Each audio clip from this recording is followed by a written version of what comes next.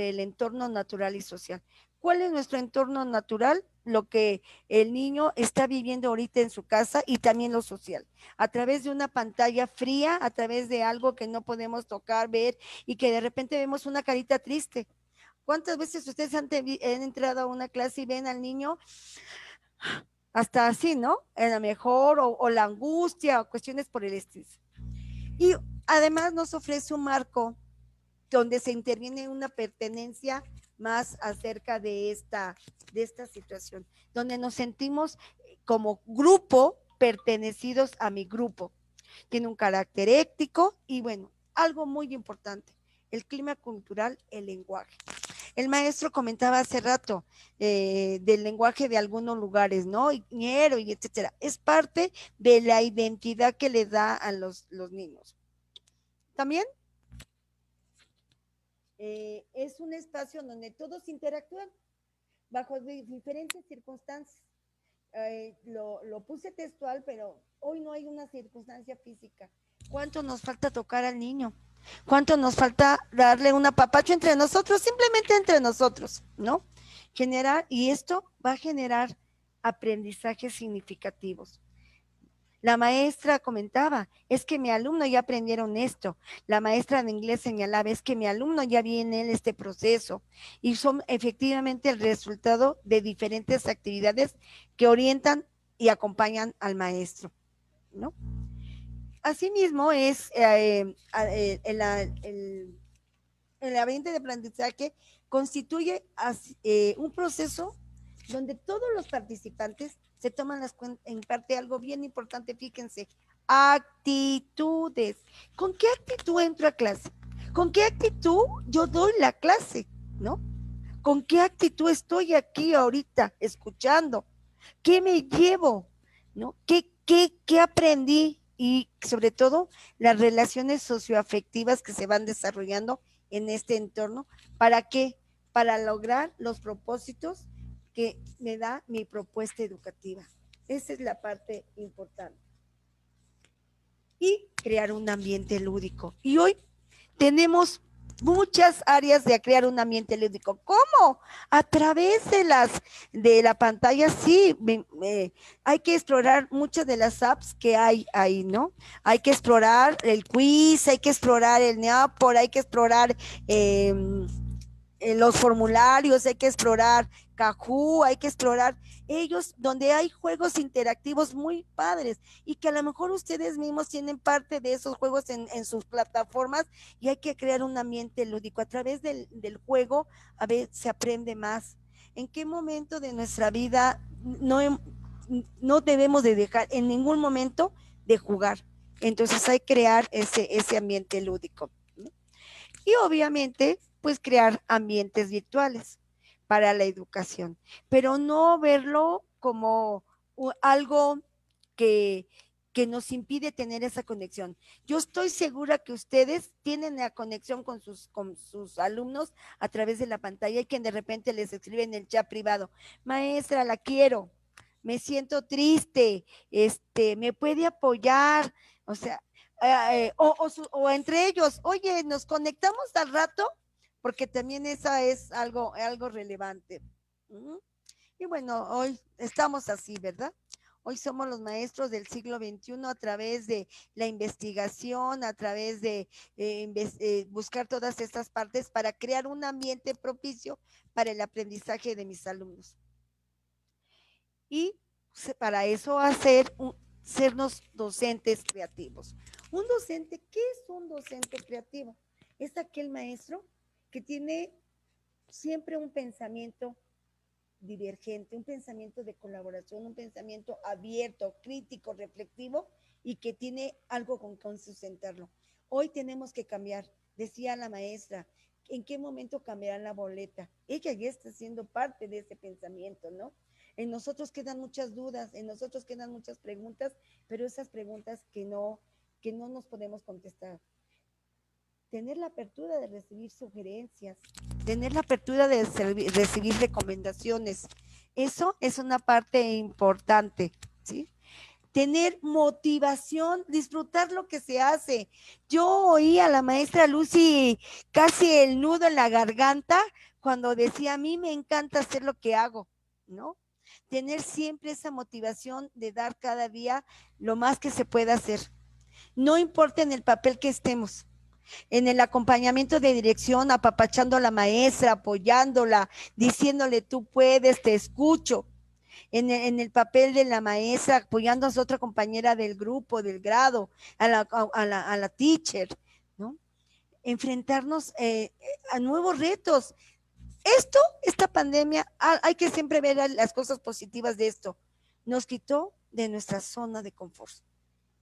Nos quitó, nos movilizó nuestros saberes, hizo que rectificáramos nuevos saberes y que tuviéramos esa independencia y esa reflexión para saber que durante mucho tiempo ya estaba en mi zona de confort y ahora cómo le hago. Yo puedo asegurarles que en esos 4 meses, quien nos daba miedo aprender una computadora y sabe dominar mucho más cosas. También es algo relevante que hay que aprender, que nosotros hemos venido aprendiendo con los pequeños en esta situación. Atender las diferencias de mi contexto. Aunque todos pertenezcan a la misma escuela, estoy segura que el contexto de cada grupo es diferente, porque los papás son diferentes, porque la maestra es diferente, porque los niños son diferentes. Entonces hay que atender esta situación. Ser flexible. Hoy en día tenemos que ser flexibles y a las necesidades de nuestros estudiantes. Es algo muy importante, maestros. Tenemos que ser flexibles a esta necesidad, porque nuestros alumnos hoy lo que quieren más es escucharnos y sentir ese apapacho. El maestro comentaba, tengo 7 meses. Somos adultos, fíjense, 7 meses. Imagínense 7 meses a un niño encerrado.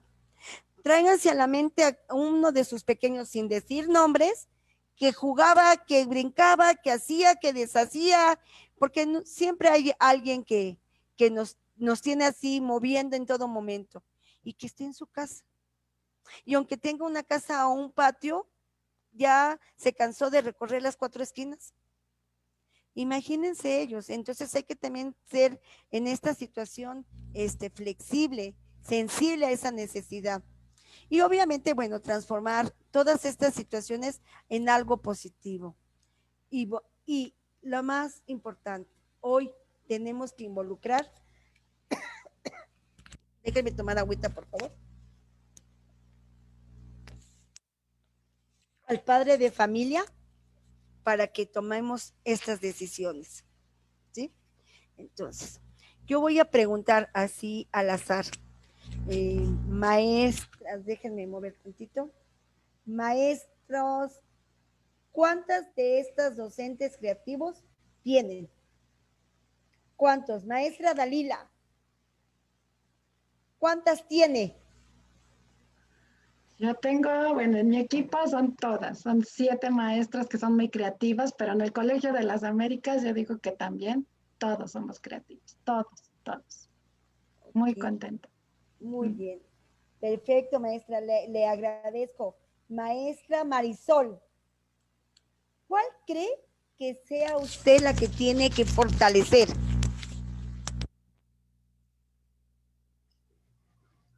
Yo creo que la de actividades para con mis alumnos, porque siento que les pongo una actividad y como que dura poquito el encanto. Entonces hay que estarlas renovando.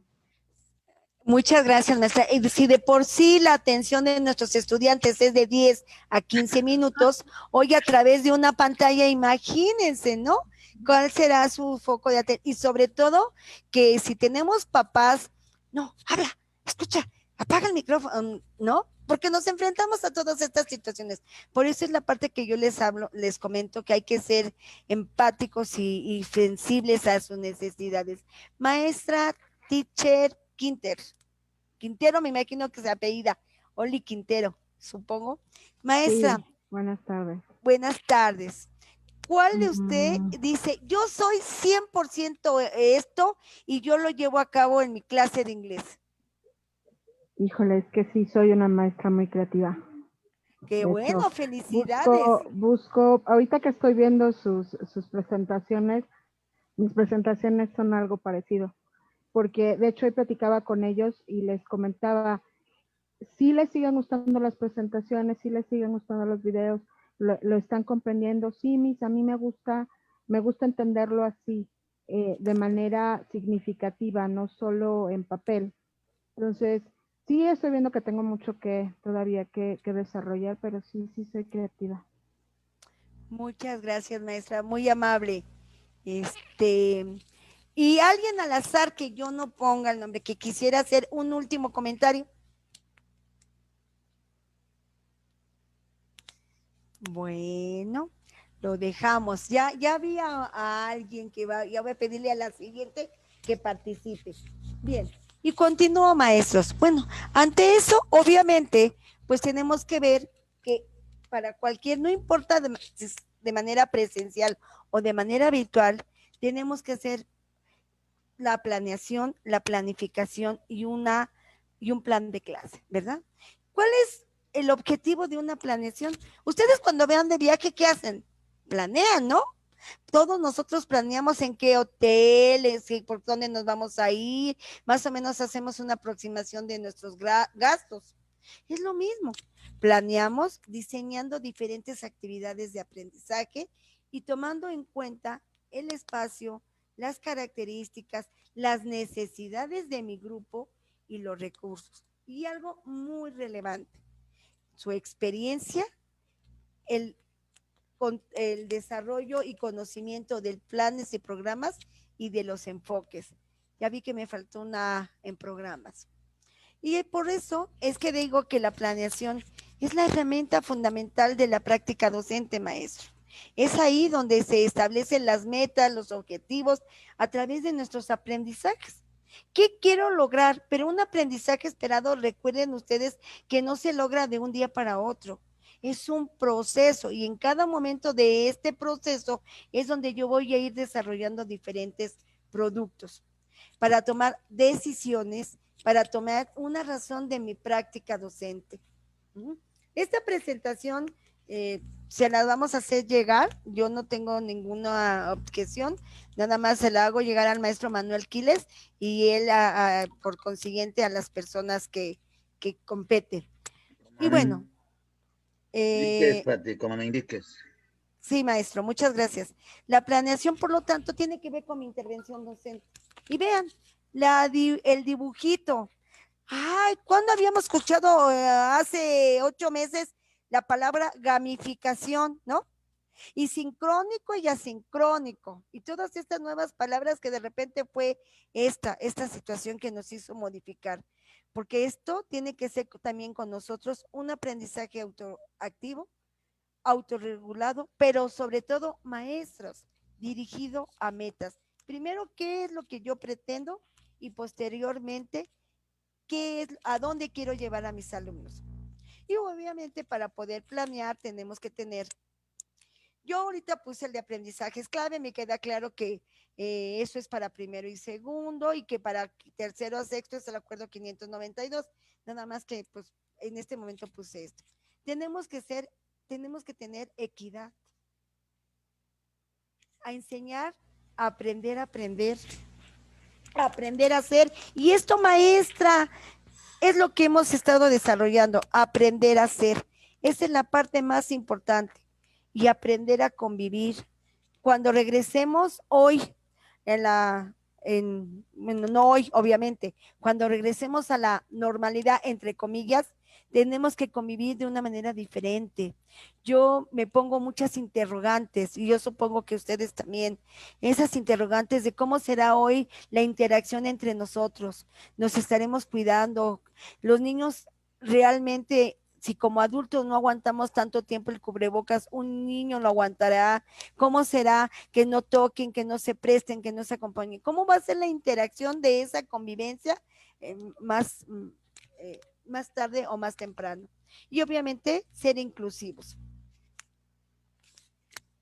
Y bueno, algo relevante, que es algo que nos preocupa a todos, ¿no? Yo tengo que hablar con los padres de familia y decirle de manera cualitativa que su hijo va mejorando, que esto. porque hoy me indican esto, ya que la evaluación forma parte de la planeación, porque las dos forman parte de esa enseñanza y que además nos define qué es lo que queremos llegar y hasta dónde queremos que nuestros alumnos alcancen esos aprendizajes, ya que la planeación forma parte de la secuencia didáctica como elemento integral de nuestro proceso pedagógico. Y es algo, maestro, que tenemos que ir modificando. Cuando yo les digo, ¿cuáles son los momentos de la evaluación, maestra Guadalupe Montaño? Su micrófono, por favor. ¿Cuáles son los momentos de la evaluación, me preguntaba? Sí, maestra, por favor. El inicio, el desarrollo y el cierre. Muy bien. Y el inicio y el desarrollo y el cierre en todo momento debe de estar. No importa si hago una metodología por proyectos, no importa si hago una metodología aprendizaje basado en proyectos o en problemas, o no importa si hago una secuencia didáctica o una situación didáctica. En cada proceso tiene que tener un inicio, un desarrollo y un cierre con un instrumento de evaluación. Y eso, porque ¿qué me va a dar en cada proceso? ¿Qué producto van a sacar nuestros alumnos? Y eso es lo que hoy se evalúa, maestros. El que el niño interactúe y que ustedes le decía a la maestra Moni, las fracciones, que les quede claro, ¿no? Y el volumen. Y realmente cómo sea algo significativo para que aprendan fracciones. Les doy un tip. Díganle a sus niños que compren un Toblerone. Bueno, espero que todavía haya. Yo era de esa época. O la abuelita Elibarra. Con un chocolate van a ver que van a aprender fracciones porque, ¿qué creen? Que van a usar el sentido del gusto. El sentido del gusto al ver que primero está mi entero, después lo divido en octavos o en cuartos, etcétera, y lo van a comer, se les va a quedar más significativo esta parte en esta situación. Y bueno, es estructurar, dependiendo de mis contextos, estos problemas. Y bueno, ¿cuál es nuestro vínculo de la planeación y evaluación? ¿Sí? Es cíclico. Hacemos un aprendizaje con mayor profundidad y calidad, resultado de nuestra evaluación, hay una realimentación o retroalimentación, hay ajustes al aprendizaje, ajustes a la enseñanza, nuevas oportunidades de aprendizaje y así es cíclico. Esto es algo que tenemos que tomar nosotros en cuenta. ¿Cómo vamos hasta ahorita, maestros? ¿No voy muy rápido? A ver, alguien que me diga. Vamos bien, maestra Patti.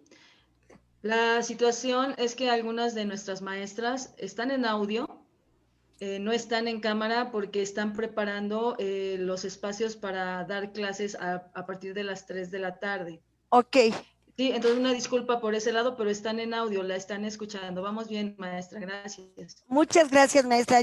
Y por eso, como sé, voy a 1000 por hora, ¿no? Entonces, bueno, resumiendo, la planificación, ya planeé, ahora planifico y cumple una doble intención.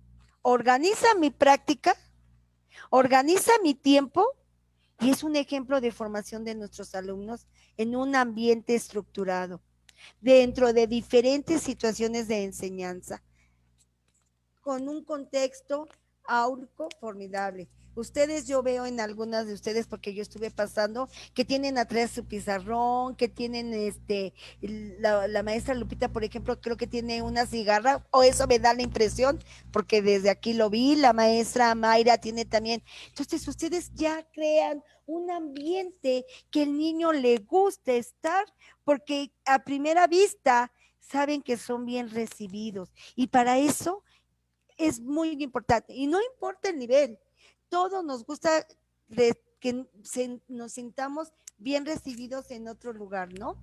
Que entonces es esto. Y bueno, en la planificación se toma en cuenta, es el elemento sustantivo de mi práctica, maestros. ¿Para qué? Para potenciar, desarrollar cognitivamente el aprendizaje de mis alumnos y lograr un desarrollo de competencias en el programa de primero y segundo es el enfoque competencial, ¿no? Entonces, a final de cuentas es parte de de lo que tenemos que lograr. Y también implica a través de diferentes actividades organizar nuestras actuaciones, secuencias o proyectos. ¿Cómo voy a lograr esto? ¿A través de qué? ¿Cómo? ¿Cuándo? ¿Dónde? Recuerden estos niveles de la concreción del currículum. ¿Sí? Entonces, esta parte es muy, muy relevante. Y bueno, y para diseñar una planificación, ¿de qué se requiere? Lo primero, reconocer a mis estudiantes a lo largo de sus procesos en el nivel cognitivo con que están y cómo se involucran en sus procesos de aprendizaje. Ellos son la pauta para planificar. Tenemos que planificar de acuerdo a sus necesidades de ellos, no de nuestras necesidades. Tenemos que tomar en cuenta estrategias que propicien esta movilización de saberes, esta evaluación de aprendizajes congruentes. Entonces, déjenme bajarle a mi teléfono. ¿Sí? Y movilización y de evaluación de aprendizajes congruentes con los aprendizajes esperados. Esto es una parte sumamente esencial. Tenemos que evaluar los aprendizajes que vayan a lo que el aprendizaje esperado me está pidiendo. ¿No? Muchas veces planeamos una cosa, enseñamos otra y evaluamos otra, ¿no? En años anteriores, en otro planeta, ¿no? Entonces, es parte importante. Y considerar evidencia de desempeño que brinden información al docente. ¿Para qué? ¿Para qué? Para que tomemos las decisiones. ¿Vamos bien? ¿Me regreso? ¿Cómo puedo hacer esta parte? Es una valoración de lo que yo estoy haciendo con mis alumnos. Si vamos aprendiendo o no vamos aprendiendo. Y también, bueno, desde esta perspectiva requiere precisamente de un conocimiento que esperemos que nuestros alumnos aprendan y sobre todo que sea significativo en su contexto, en su vida que se desenvuelve. Y para favorecer este aprendizaje, los estudiantes, el docente técnico o cualquiera de los que damos clase, es tomar en cuenta el contexto. Eso es algo muy, muy relevante, que quede registrado, sobre todo en mi planeación didáctica.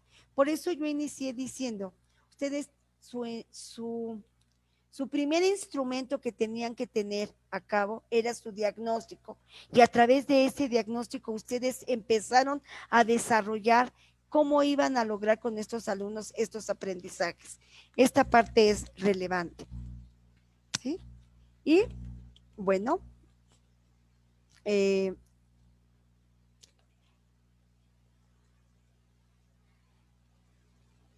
ya eso me voy a ir, es el referente, los aprendizajes claves, definir el logro, metas de aprendizaje, y comienza esto bien importante. Esto sí me voy a detener. Comienza con un verbo que indica la acción, maestros. ¿Qué es lo que tengo que tomar en consideración en mi planeación? El verbo que indica la acción a constatar, evidencias para valorar el desempeño de mis alumnos. ¿Cómo sé que seleccionó? ¿Cómo sé que indagó? ¿Cómo sé que tiene la reflexión? ¿Sí? Y se gradúan progresivamente estos conocimientos y habilidades. Además, se debe de tomar en cuenta los procesos de aprendizaje, no solo los resultados. Nosotros tenemos que planificar actividades donde los alumnos estudian y aprendan. Que los alumnos se den cuenta. Ustedes ya se dieron cuenta de lo que han aprendido y están por aprender los alumnos. Esa es la parte más importante. Hoy, a través de esta pantalla, nos damos cuenta de lo que han aprendido y lo que están por aprender. Y por último, que se tomen en cuenta las necesidades específicas de los alumnos y los contextos en que se desarrollan. Y que la información sea sobre el desempeño, que sea a lo largo de todo el proceso de enseñanza, no solamente a través de pruebas. sino una variedad de fuentes, exposiciones, debates, organizadores gráficos, un tríptico, un periódico mural, etcétera, para fortalecer la colaboración entre maestros, alumnos, padres de familia o tutores. ¿Cuánto tiempo me queda? Perdón. No. Tipos de aprendizaje. Bueno, yo voy a terminar con esto, con los tipos de aprendizaje. Hay el tipo de aprendizaje de adaptación, es donde ustedes son de manera directa, ustedes dan, siempre de manera directa, y el niño escribe, el niño no reflexiona, es un en sentido amplio y en un aprendizaje estricto. Está también, ¿qué es el que desarrollamos ahorita? La construcción social. Desde la teoría sociocultural de Vygotsky, nos dice que un buen aprendizaje antecede a un desarrollo. Aquí hay conceptos como cultura, zona de desarrollo próximo y andamiaje. Y el heurístico. Permítame tantitito, por favor, tantito. Aquí estoy yo. Sí, Comenta. Sí, maestro, por favor, porque... Sí. Tipos de aprendizaje, aquí regresamos a esta idea, y estoy con esto, no la puedo quitarle la pantalla, pero a mí me gusta poner la pantalla y quitarla después para explicar. Pero aquí quisiera yo rápidamente explicar por qué ahora me están hablando de aprendizaje adaptativo. Y yo digo que el aprendizaje tiene que ser por adaptación. Pero ¿cómo explico esto que está aquí en estos 5 renglones? De tal manera que lo puedan entender rápidamente quienes nos están mirando. Y sucede que cuando nos enseñaban ya en los 80s que la adaptación es el resultado de la asimilación y de la acomodación, pues yo me quedaba igual, porque no sabía a qué se referían. Pero cuando me empezaron a hablar, cuando empecé a generar ejemplos, me percaté de que las invariantes funcionales, como en el caso de la asimilación, tiene que ver con los primeros contactos, con las primeras experiencias.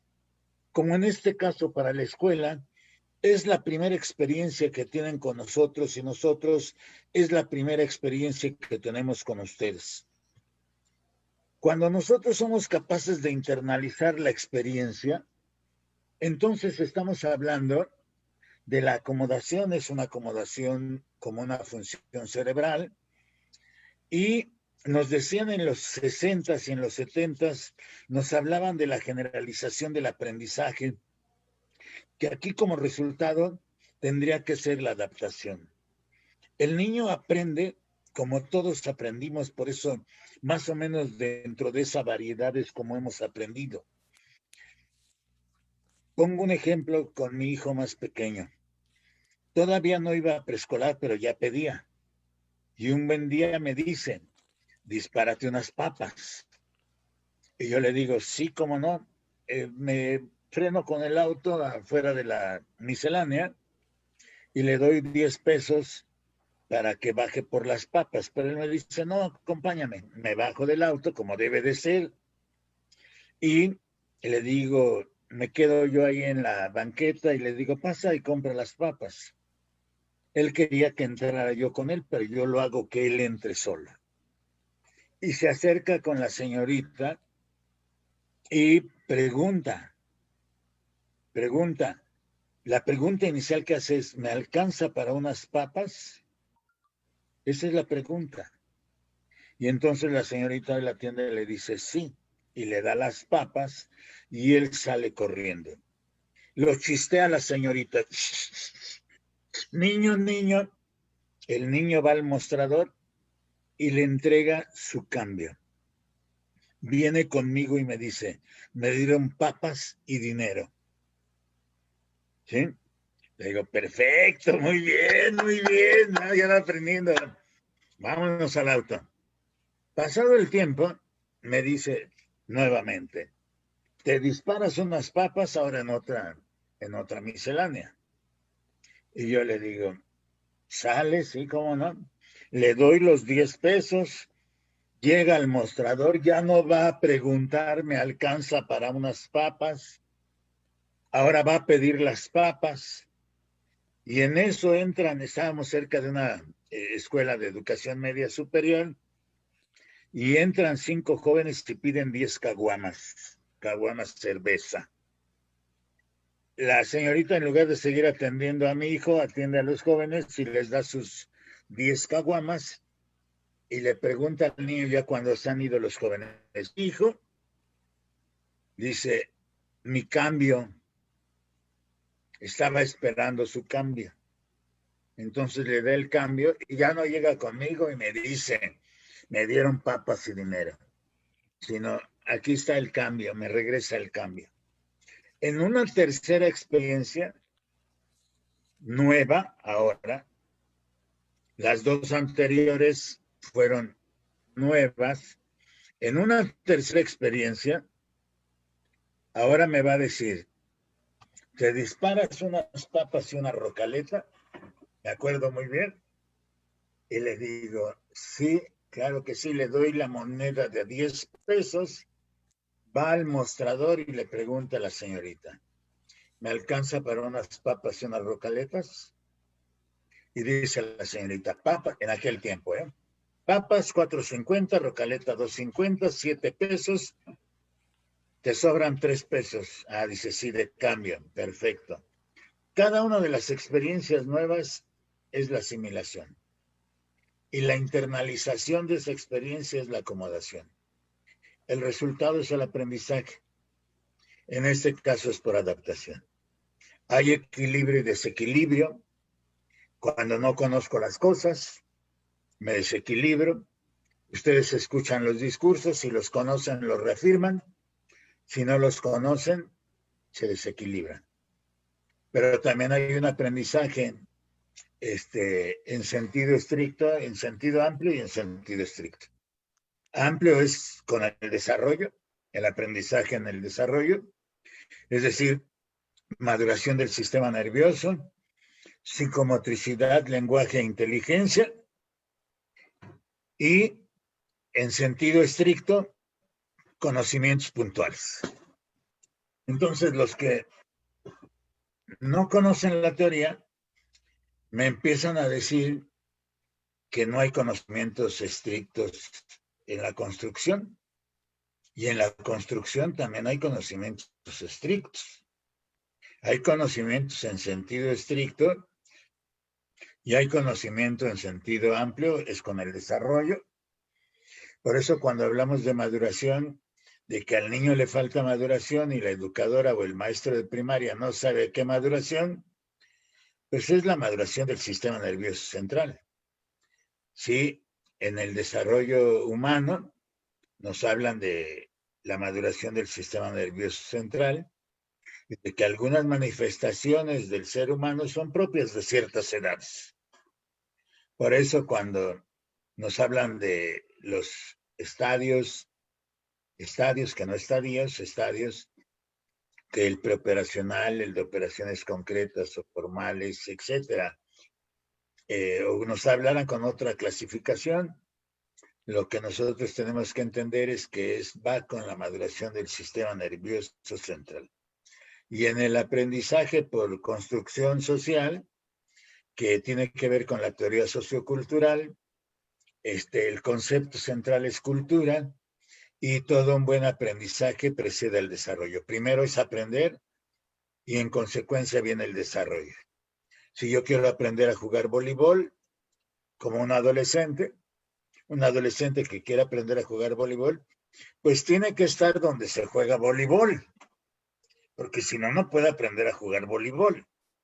El adolescente que tiene que aprender a tocar un instrumento, o que quiere aprender, debe de estar en contacto con los sujetos que tocan instrumentos. Por eso, la cultura como parte socializadora nos permite observar que también hay una distancia entre el experto y el novato. El experto está arriba, el novato está abajo, y lo que quiere hacer, nosotros somos los expertos, lo que queremos hacer es potenciar a mi novato para pasarlo de este nivel inferior a este nivel superior. Entonces, esa distancia es la que se conoce como zona de desarrollo próximo. Y nosotros tendríamos que explicar cada uno de los conceptos que se dan aquí, como empezaba yo con esa conferencia en donde confunden la hermenéutica con lo heurístico, y lo heurístico tiene que ver con el descubrimiento. Y cada concepto tendría que irlo explicando para que el maestro lo pueda entender y sepa que una asimilación es un contacto con una nueva experiencia, pero que si es capaz de internalizar, de colocar en el cerebro esa experiencia, lo ha adaptado. El resultado es el aprendizaje por adaptación. Tengo también otros conceptos más. Puedo hablar del concepto de aprendizaje paralelo, como el doctor De Bono, cuando nos ejemplifican sus sombreros.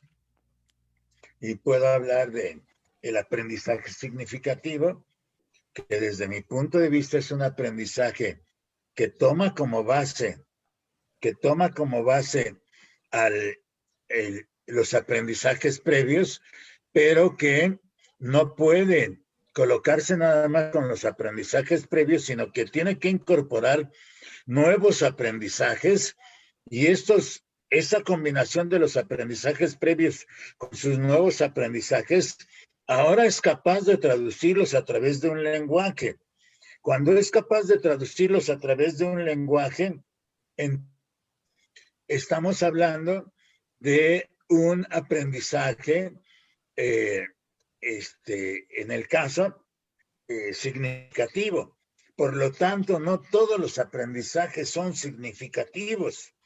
Hay diversos tipos de aprendizaje, pero esto no me debo de empeñar en que todo el aprendizaje sea significativo. Aprendizajes muy puntuales. Hay instruccionales inclusive, donde, como hoy en los cursos en línea, donde se utiliza el diseño instruccional junto a la actividad 1, bloque 1, propósito del bloque, actividades que se presentan, lecturas que se deben hacer, resultados de la actividad 1, de la actividad 2, de la actividad 3, de la integradora, evaluación por plataforma con una rúbrica. Son otro tipo de aprendizajes. Son más rigurosos. Puede ir a su tiempo, a su velocidad, pero para el asesor es una matada, es una super matada. Es difícil. Por eso los diversos tipos de aprendizaje que nos ilustraba la maestra Patti, y que yo sugiero que dejemos aquí la sesión, a menos que Patti va a hacer el cierre. Maestra Patti, por favor. Sí, una disculpa, estoy en la escuela y me llegó material y fui a abrir la puerta, una disculpa. Sí, maestros, gracias, muy amables. Bueno, pues más que nada termino la siguiente con una reflexión de cada uno de nosotros. Estamos haciendo y desarrollando diferentes habilidades. El maestro explicó muy claramente, me encanta cuando habla sobre el concepto de la adaptación y asimilación y pone el ejemplo a su hijo. Y nos queda mucho más claro esta situación. Es nada más una invitación a que trabajemos y nos entendamos que nosotros estamos viviendo una situación diferente, tanto nuestros alumnos como nosotros. Hay que ser empáticos, hay que ser reflexivos, hay que entender al padre de familia, pero el padre de familia también debe de entendernos a nosotros. Es esta parte donde tenemos que ir desarrollando esas estrategias de comunicación, esas estrategias de afectividad y ser solidarios, ser cooperativos, ser en esta parte de ponernos en lo que pasa a cada uno de nuestros niños. Ustedes tienen un gran equipo de trabajo, los maestros, sus jefes, sus superiores dicen, mis maestras hacen esto, mis maestras hacen aquello. Entonces ya vamos trabajando. Ustedes váyanse con toda la tranquilidad del mundo.